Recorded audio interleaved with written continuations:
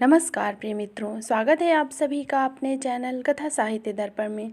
मित्रों, आज हम लोग कथा संसार से एक विभाजन पर आधारित कहानी को सुनेंगे, जिसके लेखक हैं मोहन राकेश जी। विभाजन के दर्द को बयां करती यह कहानी बहुत ही मार्मिक है। तो कहानी पर पहुंचने से पहले कुछ संक्षिप्त सा परिचय जानेंगे मोहन राकेश जी का। आधुनिक युग के सफल नाटककार एवं गद्य लेखक मोहन राकेश का जन्म 8 जनवरी 1925 ईस्वी को अमृतसर में हुआ था। इनके पिता श्री करमचंद गुगलानी एक प्रसिद्ध वकील थे। वे साहित्य एवं संगीत के भी प्रेमी थे। राकेश जी ने लाहौर के ओरिएंटल कॉलेज से शास्त्री की शिक्षा उत्तीर्ण की तथा हिंदी और संस्कृत दोनों विषयों से एमए किया और फिर आजीविका के लिए अध्यापन कार्य शुरू किया। नाटक की भाषा पर काम करने के लिए भारत सरकार ने उन्हें नेहरू फेलोशिप भी प्रदान की। कुछ समय तक उन्होंने सारिका पत्रिका का भी संपादन किया। जालंधर और दिल्ली विश्वविद्यालयों में भी अध्यापन का कार्य किया। सन 1972 में असमय ही हिंदी साहित्य का यह सितारा सदा सदा के लिए मृत्यु के काले बादलों में विलुप्त हो गया। ऐसे महान लेखक नाटककार मोहन राकेश जी की कहानी मलबे का मालिक। तो आइए सुनते हैं। यह कहानी विभाजन के समय हुई मानव हिंसा क्रांति की त्रासदी का भीषण वर्णन करती है। यह हृदय के तारों को झंकृत कर देने वाली कहानी है। पूरे 7 साल के बाद लाहौर से अमृतसर आए थे वे। हॉकी का मैच देखना तो बहाना था। उन्हें ज़्यादा चाव उन घरों और बाज़ारों को फिर से देखना था जो 7.5 साल पहले उनके लिए पराये हो गए थे।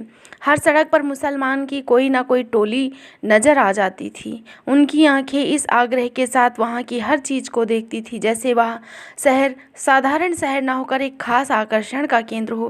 तंग बाज़ारों से गुजरते हुए वे एक दूसरे को पुरानी चीज़ों की याद दिला रहे थे। देख फतेह दीना मिस्री बाज़ार में अब मिस्री की दुकानें पहले से कितनी कम रह गई हैं। उस नुक्कड़ पर सुक्खी बटियारन की भट्ठी थी, वहाँ ना पान वाला बैठा है। यह नमक मंडी देख लो खान साहब, यहाँ की एक एक ललाइन वह नमकीन होती थी कि बस। बहुत दिनों के बाद बाज़ारों में तुर्रेदार पगड़ियाँ और लाल तुर्की टोपियाँ दिखाई दे रही थी। लाहौर से आए हुए मुसलमानों में काफ़ी संख्या में ऐसे लोग थे जिन्हें विभाजन के समय मजबूर होकर अमृतसर छोड़ना पड़ा था। 7.5 साल में आए अनिवार्य परिवर्तनों को देख कहीं उनकी आंखों में हैरानी भर जाती तो कहीं अफसोस घिराता। यही हकीम आसिफ अली की दुकान थी ना? एक ने दूसरे से पूछा। अब यहाँ एक मोची ने कब्जा कर रखा है। इन लोगों ने यहाँ गुरुद्वारा नहीं बना दिया। देखो यह वही मस्जिद है जहाँ हम लोग नमाज पढ़ते थे। जिस रास्ते से भी पाकिस्तानियों की वह टोली गुजरी, शहर के लोग उत्सुकता पूर्वक उसकी ओर देखते रहे। कुछ लोग भी मुसलमानों को आते देख संकित से रास्ते से हट जाते थे, जबकि दूसरे आगे बढ़ उनके बगलवीर होने लगते थे। ज़्यादातर वे आगंतुकों से ऐसे सवाल पूछते थे कि आजकल लाहौर का क्या हाल है, अनारकली में अब पहले जितनी रौनक होती है या नहीं। सुना है शाहअमली गेट पूरा नया बन गया है। कृष्णा नगर में कोई खास तब्दीली नहीं आई। इन सवालों में इतनी आत्मीयता झलकती थी कि लगता था कि लाहौर एक शहर नहीं, हजारों लोगों का सगा संबंधी है, जिनसे मिलकर और बातें कर कर लोगों को खामखा खुशी का अनुभव हो रहा है। बांसा बाजार अमृतसर का एक उपेक्षित सा बाजार है जो विभाजन से पहले गरीब मुसलमानों की बस्ती थी। वहाँ ज़्यादातर बांस और सहतीरों की ही दुकानें थी जो सबकी सब एक ही आग में जल गई। बांस बाजार की आग अमृतसर की सबसे भयानक आग थी, जिसमें कुछ देर के लिए तो सारे शहर के जल जाने का अंदेशा पैदा हो गया। बांस बाजार के आसपास के कई मोहल्ले तो उसकी आग की लपेट में जल ही गए। खैर किसी तरह वह आग काबू में तो आई, पर उनमें मुसलमानों के एक एक घर के साथ हिंदुओं के भी 4-5 घर जल गए। अब 7.5 साल में उनमें से कई इमारतें तो फिर से खड़ी हो गई, मगर जहाँ जगह मलबे के ढेर अभी भी मौजूद हैं। नई इमारतों के बीच बीच में मलबे के ढेर अजीब ही वातावरण प्रस्तुत करते हैं। बाजार बांसा में उस दिन भी चहल पहल नहीं थी, क्योंकि उस बाजार के ज़्यादातर बासिंदे तो अपने मकानों के साथ ही शहीद हो गए थे, और जो बचकर चले गए थे उनमें शायद लौट कर आने की हिम्मत नहीं बची। सिर्फ एक दुबला पतला बूढ़ा मुसलमान ही उस वीरान बाजार में आया और वहाँ की नई और जली हुई इमारतों को देख जैसे भूल भुलैया में पड़ गया। बाएं हाथ को जाने वाली गली के पास पहुंचकर उसके कदम अंदर मुड़ने को हुए, फिर वह हिचकिचा कर बाहर ही खड़ा रह गया, जैसे उसे निश्चय नहीं हुआ कि यह वही गली है या नहीं जिसमें वह जाना चाहता है। गली के एक तरफ कुछ बच्चे कीड़ी काड़ा खेल रहे थे। कुछ अंतर पर दो स्त्रियां ऊंची आवाज में चीखती हुई एक दूसरे को गालियां दे रही थी। सब कुछ बदल गया मगर बोलियां नहीं बदली। बूढ़े मुसलमान ने धीमे स्वर में कहा और छड़ी का सहारा लिए खड़ा रहा। उसके घुटने पजामे के बाहर को निकल रहे थे। घुटने को थोड़ा ऊपर ही शेरवानी में 3-4 पैबंद लगे हुए थे। गली में एक बच्चा रोता हुआ बाहर को आ रहा था। उसने पुचकार कर कहा, इधर आ बेटी, इधर देख, तुझे चिज्जी देने आए हैं। वह अपनी जेब में हाथ डालकर उसे देने के लिए कोई चीज़ ढूंढने लगा। बच्चा क्षण भर के लिए चुप हो गया, फिर उसके होंठ बिसूर गए और वह रोने लगा। एक 16 बरस की लड़की गली के अंदर से दौड़ती हुई आई और बच्चे की बाह पकड़कर घसीटती हुई ले गई। बच्चा रोने के साथ अपनी बाह छुड़ाने के लिए मचलने लगा। लड़की ने उसे बाहों में उठाकर अपने साथ चिपका लिया और उसे चूमती हुई बोली, चुप कर मेरा वीर, रोएगा तो तुझे वह मुसलमान पकड़ ले जाएगा। मैं बाहर ही जाऊँ, चुप कर। बुढ़े मुसलमान ने बच्चे को देने के लिए जो पैसा निकाला था वह वापस जेब में रख लिया। सिर से टोपी उतारकर उसने वहाँ थोड़ा खुजलाया और टोपी बगल में दबा ली। उसका गला खुश्क हो रहा था और घुटने जरा काँप रहे थे। उसने गली के बाहर बंद दुकानों के तख्ते का सहारा लिया और टोपी फिर से सर पर लगा ली। गली के सामने वह जहाँ पहले ऊंची ऊंची सहतीरियाँ रखी थी, देखा कि अब वहाँ तिमंजिला इमारतें खड़ी हो गई हैं। सामने बिजली के तार पर दो मोटी मोटी चीलें बिल्कुल जड़ होकर बैठी थीं। बिजली के खंभे के पास थोड़ी धूप थी। वहाँ कई पल धूप में उड़ते हुए जर्रों को देखता रहा, फिर उसके मुँह से निकला, या मालिक। एक नवयुवक चाबियों का गुच्छा घुमाता हुआ गली की ओर आया और बुढ़े को वहाँ खड़े देखकर उसने पूछा, मियाँ कहिए कहाँ जाना है। बुढ़े मुसलमान की छाती और बाहों में हल्की सी कपकपी हुई। उसके होंठ जबान से चिपक गए। उसने होठों पर जबान फेरकर नवयुवक को ध्यान से देखते हुए कहा, बेटे तेरा नाम मनोरी है। नवयुवक ने चाबियों का गुच्छा हिलाना बंद कर मुट्ठी में ले लिया और आश्चर्य के साथ पूछा, आपको मेरा नाम कैसे पता? 7.5 साल पहले तू बेटे इतना सा था। यह कह बुढ़े ने मुस्कुराने की कोशिश की। आप पाकिस्तान से आए हैं? मनोरी ने पूछा। हाँ, मगर पहले हम इसी गली में रहा करते थे। बुढ़े ने कहा, मेरा लड़का चिराग दिन तुम लोगों का दर्जी था। तकसीम से 6 महीने पहले हम लोगों ने यहाँ अपना नया मकान बनवाया था। ओ गनी मियाँ, मनोरी ने पहचान कर कहा। हाँ बेटे, मैं तुम लोगों का गनी मियाँ हूँ। चिराग और उसके बीवी बच्चे तो नहीं मिल सकते, मगर मैंने कहा कि एक बार मकान की सूरत ही देख लूँ। आप तो काफ़ी पहले यहाँ से चले गए थे, मनोरी ने स्वर में संवेदना लाकर कहा। हाँ बेटे, मेरी बदबख्ती थी कि पहले अकेला निकल गया। यहाँ रहता तो उनके साथ मैं भी। और कहते कहते एहसास होया कि उसे ऐसी बात नहीं कहनी चाहिए थी और बात को मुंह में रोक लिया। छोड़िए गनी साहब, आप बीती बातों को सोचने में क्या रखा है। मनोरी ने गनी की बाह पकड़कर कहा, आइए आपको आपका घर दिखा दूँ। गली में खबर इस रूप में फैली थी कि गली के बाहर एक मुसलमान खड़ा है जो रामदासी के लड़के को उठाने जा रहा था। उसकी बाह उसने पकड़कर घसीटकर उसकी बहन लाई, नहीं तो वह मुसलमान उसे ले गया होता। यह खबर पाते ही जो स्त्रियां गली में पीढ़े बिछाकर बैठी थी अपनी अपनी पीढ़े उठा घरों के अंदर चली गई। गली में खेलते हुए बच्चों को भी उन स्त्रियों ने पुकार पुकार कर घरों में बुला लिया। मनोरी जब गनी को ले गली में आया तो गली में एक फेरी वाला रह गया था। या कुएं के साथ उगे हुए पीपल के नीचे रखा पहलवान बिखर कर सोया दिखाई दे रहा था। गनी को गली में आते देख उनमें हल्की हल्की चेमुए गौइयाँ शुरू हो गई थी। दाढ़ी के सब बाल सफ़ेद हो जाने के बावजूद लोगों ने चिराग दीन के बाप अब्दुल्ला गनी को पहचान लिया। वह आपका मकान था। गनी ने दूर से एक मलबे की ओर संकेत किया। गनी पल भर के लिए ठिठक कर फटी फटी आंखों से उसकी ओर देखता रह गया। वह आपका मकान था, मनोरी ने दूर से एक मलबे की ओर संकेत किया। गनी पल भर के लिए ठिठक कर फटी फटी आंखों से उसकी ओर देखता रह गया। चिराग और उसकी बीवी बच्चों की मौत को काफ़ी अरसा पहले ही वह स्वीकार कर चुका था, मगर अपने नए मकान को इस रूप में देख उसे झुरझुरी हो गई। उसके लिए वह तैयार नहीं था। पहले उसकी जबान में ज़्यादा खुश्की आ गई और घुटने ज़्यादा काँपने लगे। मलबा, उसने अविश्वास के स्वर में कहा। मनोरी ने उसके चेहरे का बदला हुआ रंग देखा। उससे काफ़ी बाह को सहारा देकर ठहरे हुए स्वर में कहा, आपका मकान उन्हीं दिनों जल गया था। गनी छड़ी का सहारा लेता हुआ किसी तरह मलबे के पास पहुंच गया। मलबे में अब मिट्टी ही मिट्टी थी, जहां तहां टूटी और जली हुई ईंटें फंसी हुई थी। लोहे और लकड़ी का सामान उसमें से ना जाने कब का निकाल लिया गया। केवल जले हुए दरवाजे की चौखट न जाने कैसी बची रह गई, जो मलबे में से बाहर निकल कर झांक रही थी। अलमारियां और बाकी थी, जिनकी काली खप सफ़ेदी की हल्की हल्की तह में उभर आई थी। मलबे को पास से देखकर गनी ने कहा, यह रह गया है, यह। और जैसे उसके घुटने जवाब दे गए, वह जली हुई चौखट को पकड़ कर बैठ गया। क्षण भर बाद उसका सिर भी चौखट से जा लगा। उसके मुंह से बिलखने की आवाज़ निकलने लगी। हाय चिराग दिन! जले हुए किवाड़ की चौखट 7.5 साल मलबे से सिर निकाले तो खड़ी थी, मगर उसकी लकड़ी बुरी तरह भुरभुरा रही थी। गनी के सिर के छूने से उसके कई रेसे झड़कर बिखर गए। कुछ रेसे गनी की टोपी और बालों पर आ गिरे। लकड़ी के रेसे के साथ एक केंचुआ भी आ गिरा, जो गनी के पैरों से 6-7-8 इंच नाली के साथ बनी ईंटों की पटरी पर सरसराने लगा। वह अपने लिए सुराग ढूंढता हुआ जरा सा सिर उठाता, मगर 2-3 बार सिर पटक कर निराश होकर दूसरी ओर मुड़ जाता।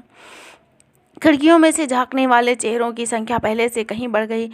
उनमें बातें चल रही थी कि आज कुछ होगा जरूर। चिराग दिन का बाप गनी आया है, इसीलिए 7.5 साल पहले की सारी घटना आज खुल जाएगी। लोगों को लग रहा था जैसे वह मलबा ही गनी को सारी कहानी सुना देगा। शाम के वक्त चिराग ऊपर के कमरे में खाना खा रहा था, जब रखे पहलवान ने उसे नीचे बुलाया। वह 1 मिनट आकर एक जरूरी बात सुनने। पहलवान उन दिनों गली का बादशाह था, हिंदुओं पर ही उसका काफ़ी दबदबा था। चिराग तो खैर मुसलमान था। चिराग हाथ का कौर बीच में ही छोड़कर नीचे उतर आया। उसकी बीवी जुबैदा और दोनों लड़कियां किस्वत और सुल्ताना खिड़कियों में से नीचे झांकने लगी।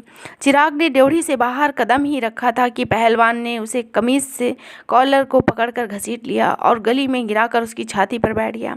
चिराग उसका छुरे वाला हाथ पकड़कर चिल्लाकर कहने लगा, रखे पहलवान, मुझे मत मार, हाय मुझे बचाओ, जुबैदा मुझे बचा लो। और ऊपर से जुबैदा चीखती हुई नीचे ड्योढ़ी की तरफ भागी।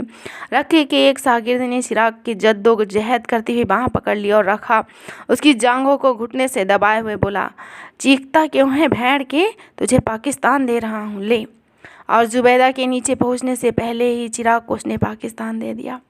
आसपास के घरों की खिड़कियां बंद हो गई। जो लोग इस दृश्य के साक्षी थे, उन्होंने दरवाजे बंद करके अपने को इस घटना के उत्तरदायित्व से मुक्त कर लिया। बंद किवाड़ों में भी उन्हें देर तक जुबैदा, किस्वर और सुल्ताना की चीखें सुनाई दे रही थी। रखे पहलवान और उसके साथियों ने उन्हें भी उसी रात पाकिस्तान देकर विदा कर दिया, मगर दूसरे रास्ते से। उनकी लाशें चिराग के घर में न मिलकर बाद में नहर के पानी में पाई गईं। 2 दिन तक चिराग के घर की खाना तलाशी होती रही। जब तक उसका सारा सामान लूटा जा चुका था, तब उसके घर को किसी ने आग लगा दी। रखे पहलवान ने कसम खाई कि वह आग लगाने वाले को जिंदा जमीन में गाड़ देगा, क्योंकि उसने उस मकान की नज़र पर चढ़कर ही चिराग को मारने का निश्चय किया था। उसने उस मकान को शुद्ध करने के लिए हवन सामग्री भी खरीद रखी थी, मगर आग लगाने वाले का पता ही नहीं चल सका। उसे जिंदा गाड़ने की नौबत तो बाद में आती। अब 7.5 साल से रखा पहलवान उस मलबे को अपनी जागीर समझता है, जहाँ न वह किसी को गाय भैंस बांधने देता है, न खोंचा लगाने देता है। उस मलबे से बिना उसकी अनुमति के कोई एक ईंट भी नहीं उठा सकता। लोग आशा कर रहे थे कि सारी कहानी जरूर किसी न किसी तरह गनी के कानों में पहुंच जाएगी। जैसे मलबे को देखकर उसे अपने आप ही सारी घटना का पता चल जाएगा। गनी की मिट्टी नाखूनों से खोद खोद कर अपने ऊपर डाल रहा था। गनी मलबे की मिट्टी को नाखूनों से खोद खोद कर अपने ऊपर डाल रहा था और दरवाजे की चौखट में बाँह लिए हुए रो रहा था। बोला, चिराग मेरा चिराग, तू कहाँ चला गया? ओए केसवर, ओए सुल्ताना, मेरे बच्चे, ओए गनी को छोड़ कहाँ चले गए? और भुरभुरे से किवाड़ से कशी के रेसे झड़ते जा रहे थे। पीपल के नीचे सोए हुए रखे पहलवान को किसी ने जगा दिया, या जैसे वह खुद ही जाग गया, यह जानकर कि पाकिस्तान से अब्दुल गनी आया है और अपने मकान के मलबे पर बैठा है। उसके गले में थोड़ा झाग उत्पन्न हो गया, जिससे खांसी हुआ है। उसने कुएं के फर्श पर थूक दिया। मलबे की ओर देख उसकी छाती से धौंकनी का सा स्वर निकला। उसका निचला होंठ बाहर को फैल गया। गनी अपने मलबे पर बैठा है। उसके शागिर्द लच्छे पहलवान ने उसके पास आकर बैठते हुए कहा, मलबा उसका कैसे? मलबा हमारा है, पहलवान ने झाग के कारण घरघराई हुई आवाज़ में कहा। मगर वह वहाँ बैठा है, लच्छे ने आंखों में रहस्यमय संकेत लाकर कहा।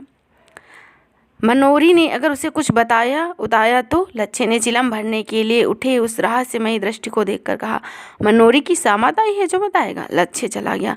कुएं के पीपल की पुरानी पत्तियां बिखर गई थी। रखा उन पत्तियों को उठा उठाकर हाथ से मसल रहा था। जब लच्छे ने चिलम के नीचे कपड़ा लगा उसके हाथ में दिया तो उसने कस खींचते हुए, और भी किसी की तो गनी से बात नहीं हुई? नहीं, और चिलम पीने लगा। लच्छे ने देखा मनोरी मलबे की तरफ से गनी की बाह पकड़कर उठाए हुए आ रहा था। वह उड़कू होकर चिलम के लंबे लंबे कस खींचने लगा। मनोरी गनी की बाह पकड़े हुए उससे एक कदम आगे चल रहा था, जैसे उसकी कोशिश हो कि गनी कुएं के पास से बिना रखे पहलवान को देखे ही निकल जाए। मगर रखा जिस तरह बिखर कर बैठा था उससे गनी ने उसे दूर से ही देख लिया। कुएं के पास पहुँचते पहुँचते उसने दोनों बाहें फैलाई और उसने कहा, अरे रखे रखे पहलवान। रखे ने गर्दन उठाकर और जरा सी छोटी आंखें कर देखा। गले में स्पष्ट सी घरघराहट हुई। वह बोला कुछ नहीं। रखे पहलवान, मुझे नहीं पहचाना? गनी ने बाहें नीची करके कहा, मैं गनी हूँ, अब्दुल गनी, चिराग का बाप। पहलवान ने संदेहपूर्वक दृष्टि से ऊपर से नीचे तक उसको देखा और जायजा लिया। अब्दुल गनी की आंखों में उसे देखकर चमक आ गई थी। सफ़ेद दाढ़ी के नीचे उसके चेहरे की झुर्रियाँ जरा फैल गई थी। रखी का निचला होठ फड़का, फिर उसकी छाती से भारी सा स्वर निकला, सुना गनिया? गनी की बाहें फिर फैलने को, परंतु पहलवान पर कोई प्रतिक्रिया न देकर उसी तरह रह गई। वह पीपल के तने का सहारा ले कुएं की सिल पर बैठ गया। ऊपर खिड़कियों में बातें चलने लगी। अब दोनों आमने सामने आ गए हैं तो बात जरूर खुलेगी। फिर हो सकता है दोनों में गाली गलौज भी हो। और रखा गनी को कुछ नहीं कर सकता। अब वे दिन नहीं रहे। बड़ा मलबे का मालिक बना फिरता था। असल में मलबा ना इसका है ना गनी का। मलबा तो सरकार की मिल्कियत है। किसी को गाय का खूंटा नहीं लगाने देता था। मनोरी भी डरपोक है। उसने गनी को बताया नहीं कि रखे ने ही चिराग और उसके बीवी बच्चों को मारा है। रखा आदमी नहीं, सांड है। दिन भर किसी तरह गली में घूमता रहता है। और गनी बेचारा कितना दुबला पतला हो गया, दाढ़ी के सारे बाल सफ़ेद हो गए। गनी ने कुएं की सिल पर बैठकर कहा, देख रखे, क्या से क्या हो गया। भरा पूरा घर छोड़ कर गया था और यह मिट्टी देखने आया हूँ। बसे हुए घर की यह निशानी रह गई। तू सच पूछ रखे, तो मेरा यह मिट्टी भी छोड़कर जाने को जी नहीं करता। और उसकी आंखें छलछलाई। पहलवान ने टांगे समेटी और अंगोछा कुएं की मुड़ेर से उठाकर कंधे पर डाल दिया। तू बता रखे, यह सब कैसे हुआ? गनी आंसू रोकता हुआ बोला, तुम लोग तो थे उसके पास। सब में भाई भाई की मोहब्बत थी। अगर वह चाहता तो तुम में से किसी के घर में छिप सकता था। उससे नासमझ को इतना भी नहीं हुआ। ऐसे ही नहीं, रखे को स्वयं लगा कि उसकी आवाज़ में कुछ अस्वाभाविक सी गूंज है। उसके होंठ गाढ़ी लार से चिपक गए हैं। उसकी मूँछों के नीचे से पसीना होठों पर आ रहा था। उसने अंगोछे से अपना पसीना पोंछा। पाकिस्तान के क्या हाल हैं? उसने वैसे ही स्वर में पूछा। उसके गले की नसों में तनाव आ गया था। उसने अंगोछे की से बगलों को पोंछा और गले का झाग मुंह में खींच लिया। मैं क्या हाल बताऊं रखे? गनी दोनों हाथ से छड़ी को जोर देकर झुकता हुआ बोला, मेरा हाल पूछो, वह तो खुदा ही जानता है। मेरा चिराग साथ होता तो और बात थी रखे। मैंने उसे समझाया था कि मेरे साथ चल, मगर वह अड़ा रहा। नया मकान कैसे छोड़ कर जाऊँ? यह अपनी गली है, कोई खतरा नहीं है। भोले कबूतर ने यह नहीं सोचा कि गली में खतरा न सही बाहर से तो आ सकता है। मकान की रखवाली के लिए चारों जनों ने जान दे दी।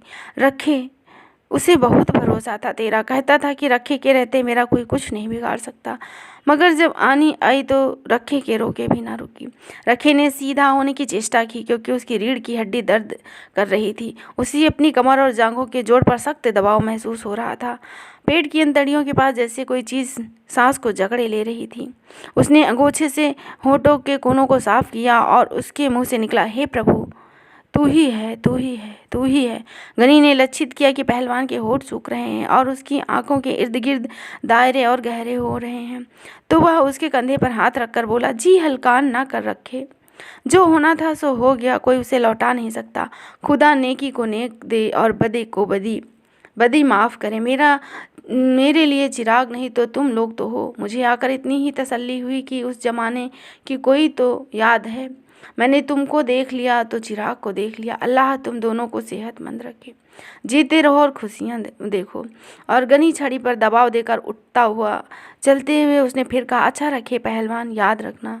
रखे के गले में स्वीकृत की मध्यम सी आवाज़ निकली। अंगोछा बीच में लिए हुए उसने दोनों हाथ जोड़ दिए। गनी गली के वातावरण को हसरत भरी नज़रों से देखता हुआ धीरे धीरे बाहर चला गया। ऊपर खिड़कियों में थोड़ी जे में गाइयाँ चलती रहीं। मनेरी ने गली के बाहर निकलकर जरूर गनी को सब कुछ बता दिया होगा। गनी के सामने रखे का तालू किस तरह खुश्क हो रहा था। रखा अब किस मुंह से मलबे पर गाय बांधने से रोकेगा। बेचारी जुबैदा कितनी अच्छी थी, कभी किसी से मंदा नहीं बोली और रखे मरदूत न घर का न घाट का, इससे किसी की माँ बहन का लिहाज नहीं था। और थोड़ी देर में स्त्रियां घरों की गली में उतर आई। बच्चे गली में गुल्ली डंडा खेलने लगे और 12-13 बरस की लड़कियां किसी बात पर एक दूसरे से गुत्थम गुत्था हो गई। रखा गहरी शाम तक कुएं पर बैठा खखारता और चिलम फूंकता रहा। वहां से कई लोग गुजरते हुए उससे पूछते, रखे सुना है आज गनी पाकिस्तान से आया था। रखे ने हर बार एक ही उत्तर दिया, फिर कुछ नहीं, चला गया। रात होने से पहले पहलवान रोज की तरह गली के बाहर बाईं ओर की दुकान के तख्ते पर आ बैठा। रोज अक्सर वह रास्ते से गुजरने वाले परिचितों और लोगों को आवाज़ें दे देकर बुलाता था और उन्हें सट्टे के गुर और सेहत के नुस्खे बताया करता था। मगर उस दिन लच्छे को अपनी वाणी वैष्णो देवी की यात्रा का विवरण सुनाते हुए नजर आई, जो उससे 15 साल पहले की थी। लच्छे को विदा कर वह गली में आया तो मलबे के पास लोकू पंडित की भैंस को खड़ी देख वह रोज की आदत से उसको धक्के दे देकर हटाने लगा और भैंस को हटाकर वह सुस्ताने के लिए मलबे की चौखट पर बैठ गया। गली उस समय बिल्कुल सुनसान थी। कमेटी की कोई बत्ती न होने से वहाँ शाम से ही अंधेरा हो जाता है। मलबे के नीचे नाली का पानी हल्की आवाज़ करके बह रहा था। रात खामोश हो रही थी। आवाज़ मलबे की मिट्टी से भी निकल रही थी, किर किर की। एक भटका हुआ कौवा ना जाने कहाँ से उड़कर कड़ी की चौखट पर आ बैठा। उसने लकड़ी के रेसे इधर उधर छितरा दिए। कौवे को वहाँ बैठे देख मलबे के एक कोने में लेटा हुआ कुत्ता गुर्रा कर उठा और जोर जोर से भौंकने लगा। कौवा कुछ देर से हमासा चौखट पर बैठा रहा, फिर वह पंख फड़फड़ा कर उठ गया और पीपल पर जा बैठा। कौवे ने उड़ जाने पर कुत्ता नीचे आया और पहलवान की ओर मुंह करके भौंकने लगा। पहलवान उसे हटाने के लिए भारी आवाज़ में बोला, दुर दुर, मगर कुत्ता और पास आकर भौंकने लगा। हट हट करके पहलवान उसे भगा रहा था। पहलवान ने एक ढेला उठाकर कुत्ते की ओर फेंका। कुत्ता थोड़ी पीछे हट गया पर उसने भौंकना नहीं बंद किया। पहलवान मुंह में कुत्ते की माँ को गाली देकर वहां से उठ गया और धीरे जाकर कुएं की सिल पर लेट गया। पहलवान वहां से हटने पर कुत्ता भी गली में आया और बैठ गया। कुत्ते की ओर और कुएं की ओर मुंह करके भौंकने लगा। काफ़ी देर भौंक कर गली में उसने कोई प्राणी जब चलता फिरता नहीं देखा तो फिर कान झटक कर मलबे पर लौट आया। वहाँ कोने में बैठकर गुर्राने लगा। तो इस तरह आपने सुनी मोहन राकेश जी द्वारा लिखी विभाजन पर आधारित एक मार्मिक कहानी मलबे का मालिक। आशा करती हूँ आपको यह कहानी अवश्य ही पसंद आई होगी। तो फिर मिलेंगे एक नई कहानी के साथ। तब तक के लिए जय हिंद, जय हिंदी। धन्यवाद।